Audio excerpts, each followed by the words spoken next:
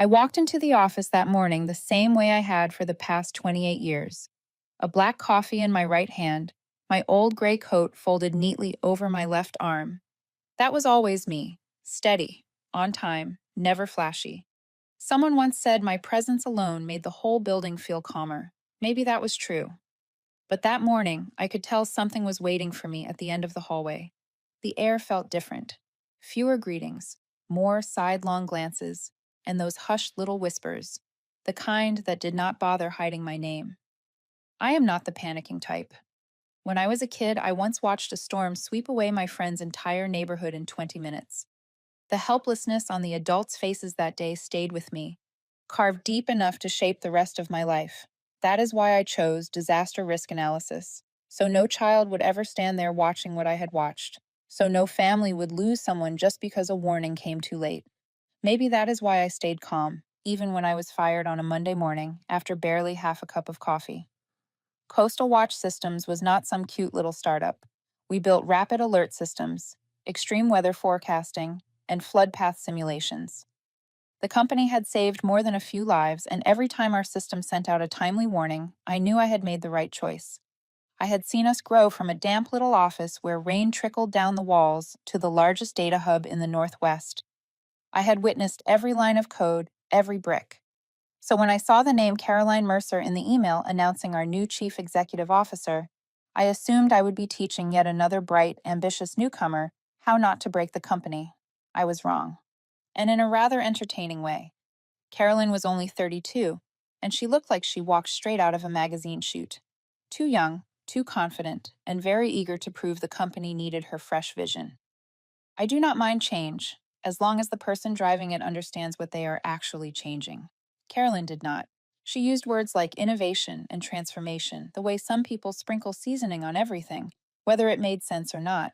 Every time she said them, it felt like she was painting something pink without even knowing what it was. When I stepped into the chief executive officer's office at her request, she was already seated like she had owned that desk for years. A sheet of paper lay in front of her. Next to it, a luxury fountain pen was placed perfectly straight, the whole scene arranged like someone had staged it for impact. She did not look at me, did not nod, did not smile. She just spoke. Ms. Emily Hale, we are officially terminating your employment, effective immediately. I blinked for a second, not out of shock, but because of the speed. I swear I had never heard anyone fire a person that fast. Under 30 seconds. Honestly, I should have applauded her reading efficiency. Behind her stood the new human resources rep, looking like someone forced her to stand next to a live bomb. Poor thing kept swallowing hard. Maybe Caroline had asked her to be there to look authoritative, but the effect was more like she feared the decision was about to blow back on her. I was so calm it was almost comical. I set my coffee down and said, in 28 years, I have never been escorted out this quickly. The human resources rep almost dropped her folder. Caroline did not react. She simply flipped to the next page, ready to read something I was certain she did not fully understand. Then she said the line that changed the entire temperature in the room. We need younger thinking. I am sure you understand. I felt heat rise to my ears. Not because I was offended, but because the confidence in that naive little sentence was so absurd it bordered on funny. That is when I looked at her, really looked. Not angry, just the way someone with decades of experience looks at a young executive who believes they are the smartest person in the building. She had no idea who I was, what this company had cost people, or how many sleepless nights had built the systems she now wanted to reimagine. I spoke softly, just enough for her to hear. You will remember that sentence sooner than you think. Of course, she did not understand. People that confident always need a few hours before they spot the brick wall right in front of them. I picked up my bag, nodded at the trembling human resources rep, and walked out. I did not need to look back to know Caroline thought she had just eliminated a threat. But what I did see in the hallway were the eyes of the staff, sympathy, shock, and anger on my behalf. And most important, recognition. They knew this was the biggest mistake a new chief executive officer could make on day one. I smiled at them, not to reassure them, just to let them know everything was unfolding exactly the way it needed to. And before I go on, tell me where you are listening from. I always love knowing how far my stories travel. Honestly, I care about that more than I care about the fact that our new chief executive officer is trying to repaint the company logo pastel for reasons no one understands. The next part is where things get good, I promise. I walked out of the building that morning with slow, steady steps, not rushed, not heavy. I just needed a moment to let my mind shift from just getting kicked out by the new chief executive officer to, well, time to remember why I stayed here for almost 3 decades. And for you to understand why firing me in 27 seconds was the biggest strategic mistake of Caroline's career, I need to tell you about the early years of Coastal Watch. Or more accurately, the years when this company was only a hopeful name for a storm tracking project nobody believed would survive a single rainy season. I joined Coastal Watch when it was still an idea scribbled on an old whiteboard. The office back then sat in a damp warehouse in Tacoma, where every heavy rain sent water running down from the ceiling in long streaks, as if the building itself were trying to remind us why our work mattered. We had 3 old computers, CPU fans that rattled like generators, and desks so flimsy that setting down a coffee mug too hard made the whole surface shake like a mild quake. I still remember my first day. The founder looked at me and asked one short question: "Do you know how to analyze data?" I told him I did not just know it. I had been studying weather data since I was 12, when a flash flood swept away my neighbor in a single afternoon. That was the day I learned numbers never lie, but people can ignore danger signs until it is far too late. I chose this field because I had seen what a lack of warning does. I did not want anyone else to stand there like I did, helpless as the water took everything. So when Coastal Watch was nothing more than a small group of stubborn believers, I saw what it could become. I saw a chance to finally build something that could give early warnings, early enough to save people. The first storm alert algorithm I wrote came from long nights sitting in that damp room, listening to the wind outside and wondering if coastal families knew what was moving toward them. I did not have much, just knowledge, a few raw data sets, and a kind of quiet determination you only get after you have witnessed real loss. Then one day, our test system detected an unusual pressure shift offshore. A tiny town in Oregon sat directly in the danger zone. I sent an experimental alert to the local fire department. Half the team believed it, half did not. But they decided to act because better safe than sorry. 36 hours later, a strong storm hit exactly where the model had warned. Thanks to early evacuation, there were no casualties. I am not telling this to brag. I am telling you so you understand what it feels like to see an entire town still standing after a violent storm. It feels like keeping a promise you made to your younger self. And I had promised, at 12 years old, that I would do something to keep anyone else from dying in that same terrified surprise. Those early years were hard. But then came the company's worst financial crisis. We could barely afford the next payroll. The board considered cuts, shutdowns, and selling our tech to a larger firm. I disagreed. I believed we were not done yet.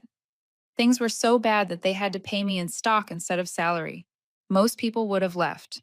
I did the opposite. I took the shares. I stayed. I figured if I had given my youth to build this place, I could not walk away when it was weakest. A few years later, the second co-founder went through a divorce. He needed money fast. I bought his shares at a price that now feels almost cruel. Then one of our earliest investors aged out of the industry and no longer wanted to back tech. He could not understand. I bought more.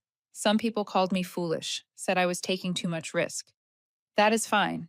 People tend to think you are reckless when you see something they do not. I never told anyone how much I owned. I did not want power. I did not want anyone to treat me differently. I liked working quietly in my data room, with my models running nonstop and my gray scarf wrapped around my shoulders whenever the server room turned cold. The younger employees who joined during our growth phase knew of me, but not in the legendary way Caroline assumed.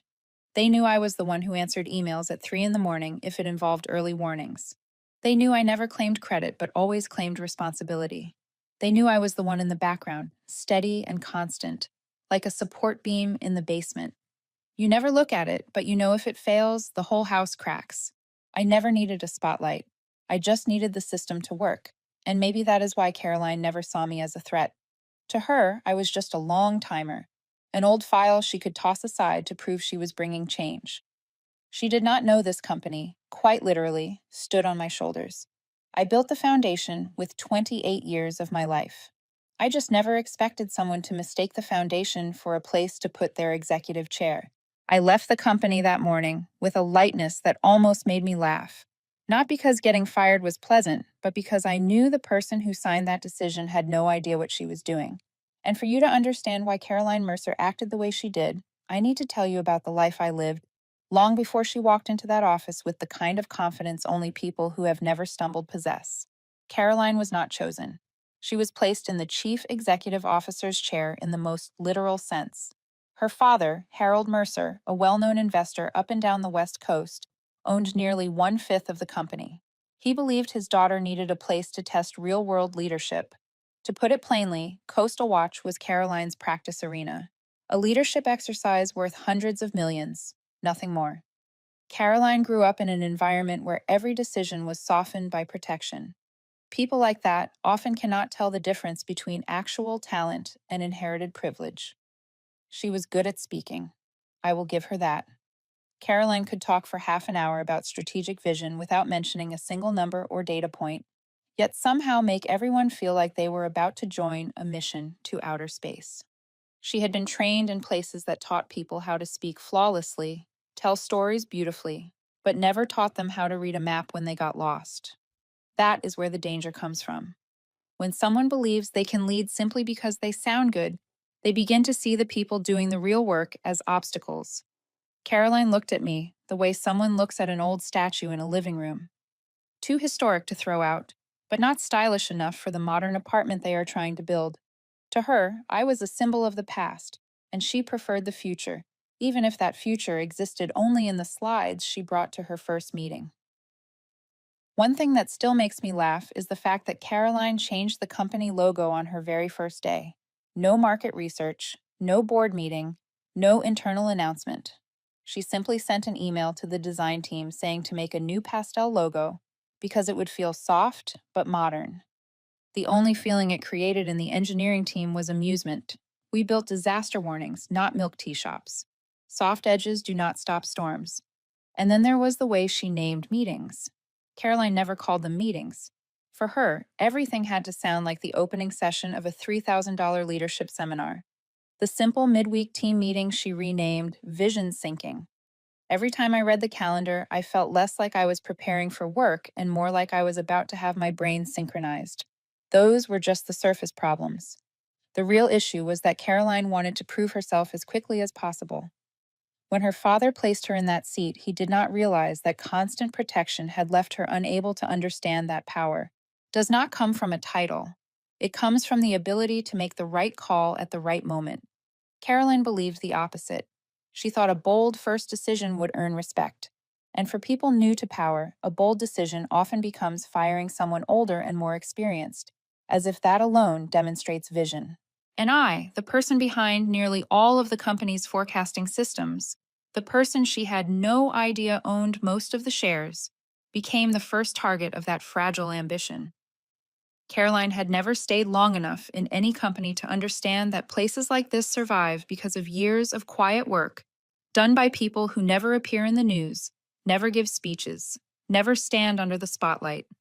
She had never known what it felt like to wake up in the middle of the night because a model was drifting off course. She had never seen the mornings when my team and I combed through every data point just to make sure a child in Oregon did not have to run out of their house in the dark to escape a flood. She did not know. So she believed firing me would show strength. The root of Caroline's arrogance did not come from malice. It came from the false belief that youth equals correctness. She did not understand that real strength is not firing people. It is learning from the ones you are so determined to remove. But Caroline could not see that. She only saw my shadow blocking the light she believed she was bringing into the company. So that morning, when she read the termination letter without even looking at me, I realized she did not hate me. She was simply trying to step into the role she believed she was being trained to fill.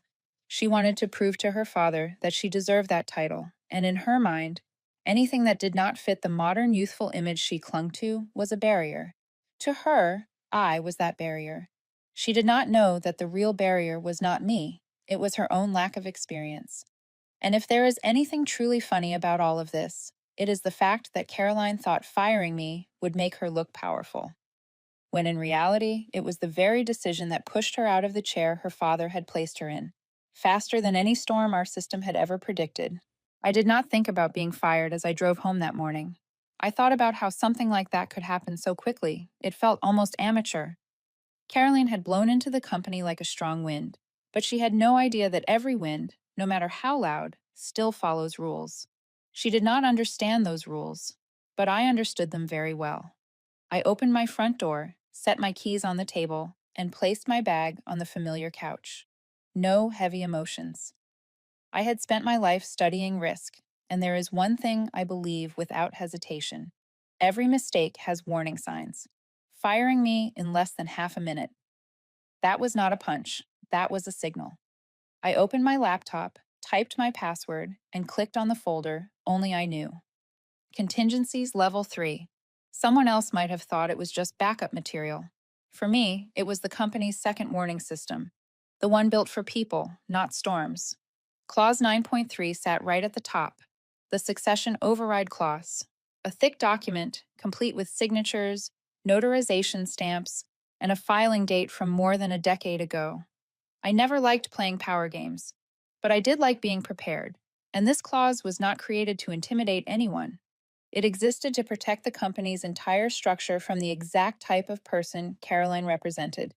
Too confident, too fast, and completely unaware of what this company truly stood for. I drafted that clause 14 years ago, after a young chief executive officer tried to fire half the engineering team to optimize the budget. He did not understand that this company ran on the precision of every line of code that those people had built with their own health and sleeplessness. When I saw that recklessness, I went to the board and wrote the clause, not to secure my position, simply because I understood one truth. If inexperienced leaders hold power without oversight, they will think cutting out the foundation is the fastest way to build something new. And with her decision to fire me, Carolyn had just triggered that clause. I opened the document and checked every part. The signatures were intact, the dates unchanged, every attachment properly filed. The clause stated that if a leader without equity fired a founding member without board approval, operational control would immediately shift to the largest shareholder until an emergency meeting. I did not need to say who that shareholder was. The filing said it for me. When I opened my internal email, a notification from the IT system appeared and I raised an eyebrow. A copy of the termination email had been automatically forwarded to my personal inbox. That could mean only one thing. Someone had tried to delete it, and only one person needed to delete that email right after sending it. Caroline. But she did not know that the company's backup system did not bend to the personal wishes of any chief executive officer, new or old. It was built to preserve every legal document for 30 days. You can delete the interface. You cannot delete the truth. The copy of the termination email sat there, intact, down to the final period. I did not need to laugh, but it was difficult not to hear the irony. Caroline wanted to prove her competence by firing me.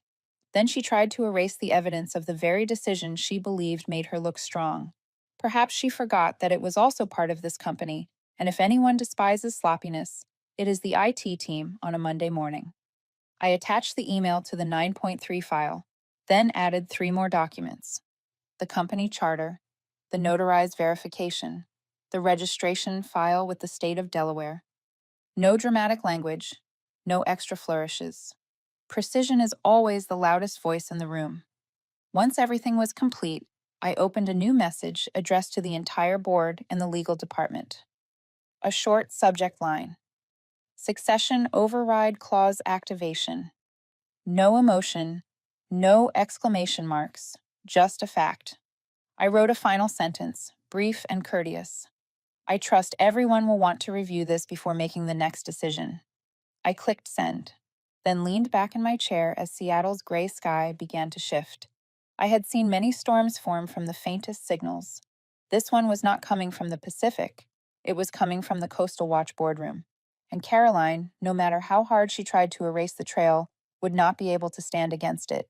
Because unlike her, I always knew exactly when to activate the warning system. The next morning, just as I was pouring my first cup of coffee, my phone buzzed. A message from a former employee I had mentored back when he was new. He sent only a single screenshot. It was from Caroline's LinkedIn, posted exactly 48 minutes after I had been fired. The caption on the image read, Day 1. Big decisions. Bold leadership. Beneath it was that familiar expression people often wear when they first step into power. Chin slightly raised, jaw angled, gaze drifting toward some bright, imagined future. I am not the type who enjoys laughing at others' mistakes, but I will admit I smirked. The line read as if Caroline had just resolved a national crisis, not signed a piece of paper that would cost her the role faster than the time it took her to run her first vision syncing meeting. There were a few dozen likes, mostly from Caroline's old classmates, the kind of names that only show up when you succeed, never when you are drowning. More interesting were the comments from Coastal Watch employees. No one dared say anything direct, of course, just a few polite lines like congratulations and excited to see the new vision. Anyone who has worked in a company long enough can read the inverse meaning behind comments like that. Somewhere in that building, I was certain at least a few people saw the post and gave a quiet, dry laugh. The kind of laugh you do not hear, but you feel in the air. While Caroline was polishing her public image, the board was having a very different morning. The 9.3 packets I had sent the night before were landing in their inboxes one by one, and I could imagine the exact order of emotions as each person opened the file. First confusion, then a frown, then a silent pause, then the kind of pale stillness people get when they realize water is leaking through their own roof. One of the older board members replied to me with only one sentence. We need to talk, immediately. I knew what that meant. People at that level do not use the word immediately unless the situation is far too serious to postpone. Still, I stayed calm. Everything was moving according to the rules it was meant to follow. While the board absorbed the weight of the documents, the legal department reacted even faster. I received a forwarded internal message from a lawyer who had worked with me for nearly 2 decades. It was a snippet from their early morning emergency meeting. One line from the senior legal counsel. This is bad. I could picture the entire scene. A small conference room, fluorescent lights, and the 9.3 documents spread across the table. The longtime attorney pushed his glasses higher on the bridge of his nose and sighed like he had just learned a Category 8 storm was heading inland while no one was ready. They understood the clause. They understood its legal weight. And they understood that Caroline had violated it cleanly, completely, leaving no room for explanation or apology. Once legal confirmed the documents were valid, the board immediately called an emergency meeting. I did not need to attend. I knew exactly how the process would unfold. When a power structure snaps back into place by law, no one can maneuver around it. Not because they do not want to protect Caroline, but because they cannot. The law does not care about feelings. The law cares about signatures and timestamps. Meanwhile, Caroline had no idea. As the board read through each page with growing tension, she was live streaming on Instagram. I do not have an account, but an employee sent me the recording. Caroline sat in her new office, lights hitting her hair just right, holding a matcha latte. On the screen, the caption read, Chief Executive Officer behind the scenes. She talked about how leaders must make decisions quickly, how innovation cannot wait, and how company culture needs youthful energy. I watched the clip and I was not angry, I just felt sorry for her. She was performing the role of Chief Executive Officer for the camera, while her authority had already been suspended before she even tapped the button to start the broadcast. Some people might call that ironic. To me, it simply showed she never understood this company was not a stage for self-promotion. While Caroline spoke about vision, on the other side of the building, board staff were getting into cars and heading toward the office. When the young are busy shaping an image, the older ones are often busy cleaning up the consequences of that image. At the end of the video, Caroline smiled, lifted her cup, and said the line that many employees later repeated with a mocking tone. First day, feeling powerful. I watched the clip to the end and closed it, not out of irritation, simply because I knew that within a few hours, Caroline would learn that power does not come from LinkedIn posts or live streams. Real power lives in the foundation you never see, the signatures you never read, the laws you never bother to check. And Caroline would soon understand that I was not just a piece of the past she hoped to remove. I was the person who wrote the law designed to protect the future of this company from the very kind of leader she was trying to become. Caroline needed less than 1 hour to fall from online confidence to harsh reality. When the board secretary called her to the meeting room on the 13th floor, she still thought it was a congratulatory session or at least a moment of encouragement. People later said she walked quickly, still holding her phone with the LinkedIn app open as if she wanted to check the new comments under her post. She walked into the room wearing a smile she had clearly practiced. That smile vanished the moment she saw the thick folder placed in the center of the table, the cover printed with words she had never bothered to notice. Succession Override Clause. Clause 9.3. She stood still for a few seconds as if waiting for someone to explain that it was just a visual example. No one spoke. A board member gently pushed the folder toward her. The gesture was soft, but the shift in the room was unmistakable. Caroline sat down and opened the cover. The first page made her frown. The second page made her grip the paper a little too tightly. By the third page, her face had gone completely rigid. A board member finally spoke in a calm, even voice. "We need you to explain the termination decision you made this morning." Caroline started talking quickly, too quickly. The first stage of reaction: denial. "I did not sign anything. I did not send any documents." The corporate attorney slid a printed copy of the termination email toward her. The content, the signature, the timestamp, all perfectly clear. Caroline stared at it as if it were written in another language. Someone else must have sent it from my account. Maybe the system did it automatically. I did not do that. The attorney explained that there had been no unauthorized access. Her account had sent the email from the chief executive officer's office computer at the exact time recorded by the security camera. HR was called in. She stood straight, her hands shaking a little, but her voice steady. Caroline signed the document and asked me to stamp it under her new procedural standard. Caroline turned to HR, her voice sharper. "That is not true. You misunderstood. I did not tell you to do that." HR did not argue. She simply looked toward the corner of the ceiling where a security camera was aimed at the table. A board member pressed a button. The footage appeared, showing Caroline signing the document, reviewing it, then hitting send. There was no way to deny it. When the video stopped, the room fell silent. Caroline swallowed hard and moved to the second stage of reaction: blame. "I did not mean for it to be sent. I was only testing the process." HR moved too fast. The attorney tapped a fingertip lightly on the table. Whatever the intention was, the decision was signed and sent. Clause 9.3 went into effect the moment that happened. Caroline shook her head sharply, as if force alone could change the law. Then she moved into the third stage, trying to undo it. "I revoke it. I canceled it right now. I will send another email withdrawing it." "Is that acceptable?" "It is not," the attorney replied. "You cannot withdraw an action that has activated the clause. Authority has already transferred. The board is required to convene." Caroline looked around, her eyes shifting from fear to pleading. No one responded. The silence stretched, and then she moved to the fourth stage. "Calling in outside help. I want my personal lawyer here, right now." The board agreed, no resistance. They knew the outcome would not change. 25 minutes later, Caroline's personal attorney walked in. He looked young, too young for a meeting involving a clause as complex as 9.3. He read the documents quietly. With each page he turned, his expression shifted, confidence draining, eyes hardening. At last he leaned toward Caroline and lowered his voice, though everyone heard it. "It cannot be broken. This is a fully binding clause. There is no legal basis for undoing it." Caroline shot to her feet like a spring wound too tight.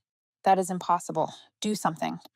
"I only meant to send a message. I did not mean to terminate anyone. Not in the actual sense. It was just symbolic." A board member raised an eyebrow, slow and deliberate, as if trying to parse the statement. "You are saying you terminated someone, but you did not intend to terminate them." Caroline looked down at the table and nodded, barely. "Yes, that is what I meant." The room did not need to criticize her. The logic spoke for itself. You cannot sign a termination and then claim it was not meant to be one. Not on paper, not before a board, and especially not in a company whose legal department inspects every word as if it were a surgical instrument. The board remained composed, colder now than at any point in the meeting.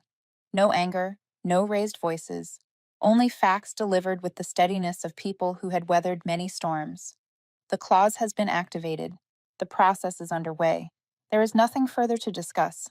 Caroline sat down again, hands clasped so tightly the knuckles turned white. No more LinkedIn, no more live streams, no more slogans about bold vision.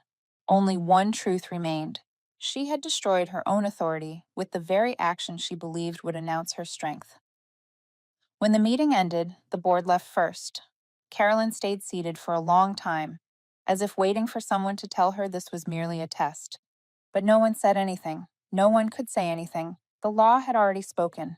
The emergency meeting was set for 3 in the afternoon. By then, I already knew Caroline had gone through a chaotic morning. I did not need anyone to tell me. I could picture each moment with perfect clarity. The early confidence, the denial, the blame, the panic when she called her private attorney, and finally the heavy silence that settles in every conference room after a mistake that cannot be undone. I took no joy in it, but I felt no sympathy either. Every decision has a price. Carolyn had only started paying hers. When I walked into the Coastal Watch building that afternoon, the eyes of the employees held more than curiosity. There was relief, quiet satisfaction, surprise, and a sense that they were witnessing something they did not dare believe could happen just that morning. No one said a word, but the way they straightened their posture, the subtle nods as I passed through the hallway, told me everything. I went straight to the meeting room on the 13th floor. The door opened, and everyone in the room rose to their feet. No cheering, no applause, just the kind of respectful acknowledgement reserved for the one person they knew had actually read the company charter.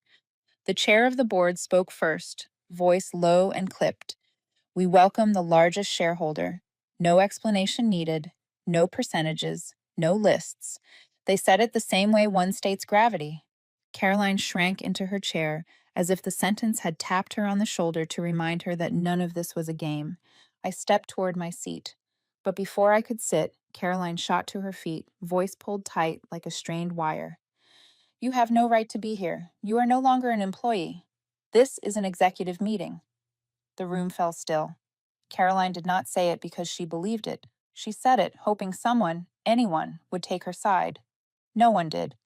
I looked at her without hostility, without mockery, just the way a seasoned mariner looks at a beginner arguing with a tide chart. I set my folder on the table and offered a faint smile. I am only following the memo you gave me. Caroline frowned, but I could see the recognition hit her. The line from that morning, we need younger thinking. The line she thought would push me out quietly. The line that now echoed back at her with painful precision. I sat down, unhurried. No scraping of chairs. Just a calm, deliberate movement, as if the seat had always been mine and I was simply returning after a lunch break. The way I set my hands on the table, the way I opened my documents, made it unmistakably clear. The game was no longer hers. I presented everything succinctly. No grandstanding, no self-credit, no attacks. I summarized Clause 9.3, the events of the morning, and the legal procedures already activated. My words were straightforward, the way one reads a weather forecast. Clear, neutral, leaving nothing out. When I reached the part about temporary operational authority, shifting to the largest shareholder, Caroline sprang up again. No, this clause is outdated. It is no longer valid. I am restructuring the company. Everything will change. You cannot use old laws to block my plans. Before I could respond, the corporate attorney spoke, steady and unshaken. The clause remains valid. There has been no repeal, no vote to remove it. And any restructuring plan, if one exists, was never submitted to the board. Caroline turned to the attorney as if he had betrayed her. You are supposed to be on my side. He looked at her without flinching. I am on the company's side. My duty is to protect the company, not any individual. Caroline opened her mouth again, but the board chair lifted a hand, not a command, just a small gesture. Yet it was enough to drain the resistance from her posture. I continued. I walked through the emergency meeting protocol, the neutralization clause, the timeline, and why the process had already passed the point of reversal. I spoke plainly, not to prove I was right, not to declare she was wrong. Truth does not need volume, it needs timing. When I finished, I set the folder down and simply stated that the board had all legal grounds to proceed. No one objected. They had read the documents, they had heard the attorney, and most importantly, they had witnessed Caroline's actions that morning. From the LinkedIn post to the attempted deletion of the termination email to her claim that a termination was not really a termination. As I finished, Caroline could not stay silent. She tried to force one more argument.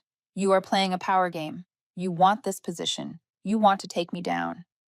Before I could answer, the corporate attorney spoke again, his voice firm enough to close the issue entirely. Ms. Caroline, any statement unrelated to the legal clause will be considered a disruption of this meeting. We ask that you maintain order. Caroline fell silent. For the first time that day, she did not reply. Perhaps she finally understood that no words could save the situation. I sat there, looking at the faces around the table. No one was openly pleased. No one gloated. But there was a quiet acknowledgement in the room, not for me, but for the truth that the foundation I had built over nearly 3 decades had never wavered. It had always been there, and it would remain there, no matter who took the chief executive officer's seat, as long as they understood how to stand on it. The board moved on to the next item. I simply stayed where I was, steady and unhurried. Sometimes power does not need noise. It only needs to show up at the right time. And today, my presence alone was enough to set everything back where it belonged. The air in the meeting room on the 13th floor grew thick, like the heaviest sea fog rolling in from the coast. No one said another word. They did not need to. Everyone understood the most important moment was coming. The vote. The decision that would determine not only Caroline's fate, but also as whether this company belonged to reason or to the impulsiveness of someone desperate to prove herself. The chair of the board adjusted his glasses, opened the document, and spoke in a steady voice that carried to every corner of the room.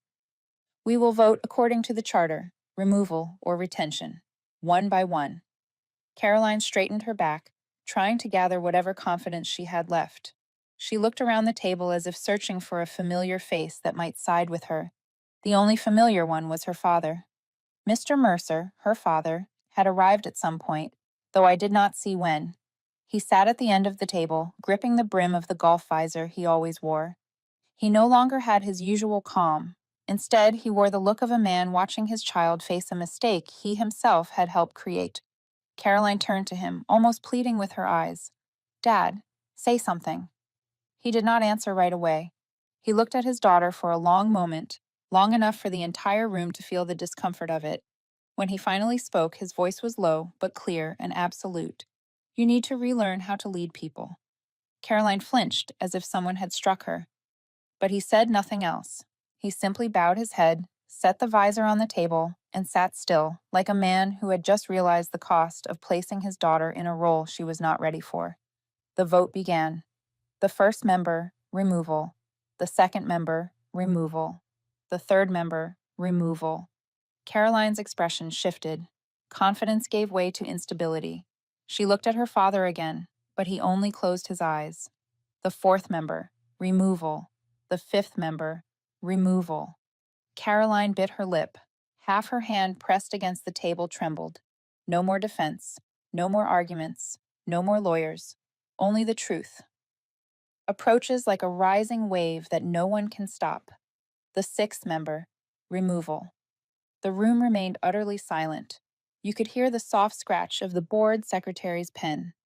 Caroline leaned back in her chair, eyes unfocused, as if trying to calculate where she was going to land.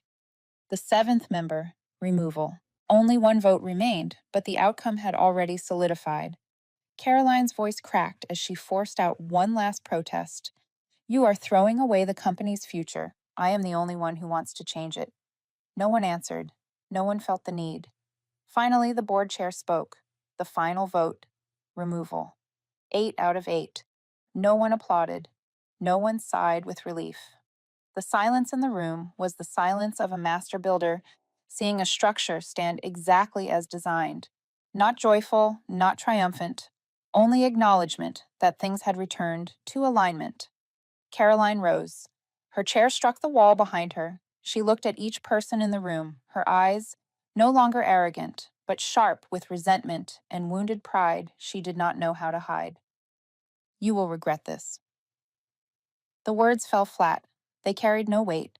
They were just the final crack in a stone that had been eroding all morning. I looked at Caroline without anger or malice. Only truth. No one regrets doing the right thing. Caroline turned away. A security officer stepped forward, gentle and unobtrusive. Not forceful. Just the kind of presence needed when emotion threatens to drown out judgment. She walked out, her heels striking the floor in a steady but cold rhythm, like someone leaving a performance they never fully understood. When the door closed, the room softened. A few people leaned back in their chairs. Others stared at the documents with reflective eyes. No one celebrated, but a faint relief lingered. The relief of no longer fearing that someone might steer the company toward a direction no one could comprehend. The meeting continued with a few administrative steps, but everyone's mind felt clearer. I listened, took notes here and there, but mostly I simply felt the room settling into something steadier, more grounded. When I walked out of the building, my phone buzzed. A message from an employee who had been with Coastal Watch since the earliest days. The silver-haired man had never been one for flowery words. He spoke only when necessary. The message held one line: "We are glad you are back." I stood in the lobby for a moment, looking at that message as something inside me softened. In a way I did not have a name for. This was not a triumph, not victory, just confirmation that everything I had built over nearly 3 decades was still standing, and that those who had been with me since the beginning still saw it. I slipped the phone into my bag, took a long breath, and stepped outside. The Seattle afternoon sky was misty but not bleak. Much like the company itself, not perfect, not pastel, but steady and real, and that was enough.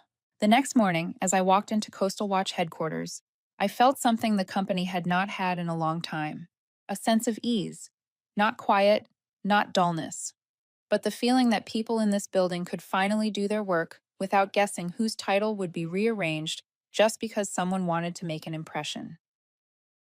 The main hall was already set, a full company meeting, the kind Caroline had promised, but never had the grounding to prepare. When I stepped inside, more than 100 people rose, not out of formality. They stood because they wanted to look directly at someone they believed understood their work better than anyone who had held the chief executive officer seat in the past decade. I did not want a long speech. Transparency does not need decoration. I know the last few days have been chaotic, and I want this to be clear. No one is losing their job. No one is being reassigned. We keep every position. People first, tasks second. The room let out a breath I could almost hear, like a low tide rolling out. Some wiped their glasses. Some smiled faintly. A few of the younger ones looked at each other like they had just stepped out of a storm they did not realize they were standing so close to. I continued. We are going back to the old principle. Transparency, clear reports, no reckless changes, no flowery words to cover gaps. If a warning is uncertain, we say it is uncertain. If there is risk, we say there is risk. No one here works to polish the resume of any chief executive officer. We work to save lives. The nods in the room were uneven in rhythm, but deep. The ones who had been here for 20 years nodded with the weight of memory. The newer ones nodded like people waking up.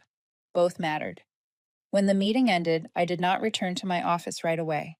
I stopped by the IT floor, the place few people outside the department could match a name to a face, though they were the ones safeguarding the data backbone of the company.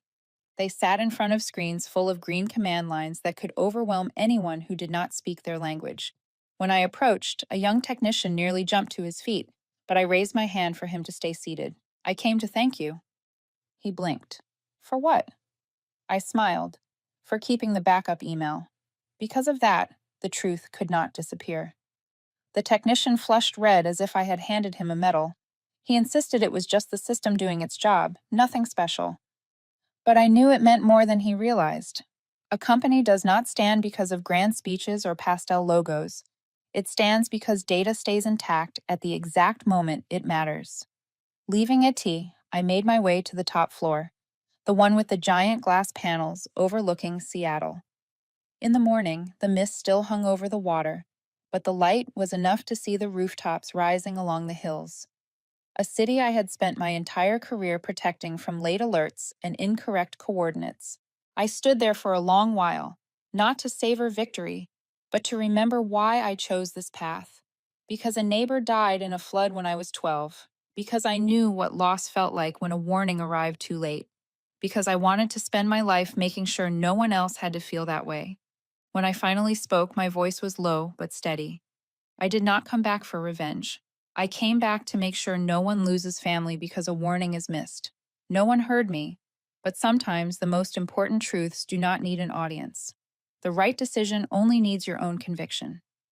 That afternoon, I went straight back to work, reviewing the alert protocol, checking the operations roster, and preparing for the meeting with the Federal Atmospheric Forecasting Center. No fireworks, no announcements, just work. And the return to it felt as natural as if I had never left. When sunset settled over Seattle, I shut down my computer and stood at the window again.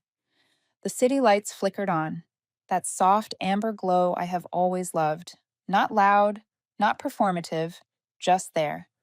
I know some people expect a movie-style ending, a grand speech, a round of applause, a dramatic declaration. Real life is quieter. True victory is not when an opponent falls. It is when the company stands stronger than it did the day before. Before leaving the building, I checked my phone. A few messages. Someone asked if I still had my old desk. Someone is sending a picture of a cat sitting on a laptop. Unrelated but adorable. A few are asking for assignments for the upcoming storm season. All signs that the company was returning to its old rhythm, the rhythm I had trusted for nearly 3 decades. And then I remembered I had one last thing to do, something younger colleagues always encouraged me to try, ending the story with a gentle invitation. I looked into the phone camera, took a breath, and spoke in my own way. Not flashy, not dramatic, just a touch of humor, enough to make someone smile. If you believe justice does not always knock, sometimes it just needs the right form and a notarized signature, then subscribe. No one will fire you here. I turned off the phone, then stepped out of the building with the simplest feeling of all, peace.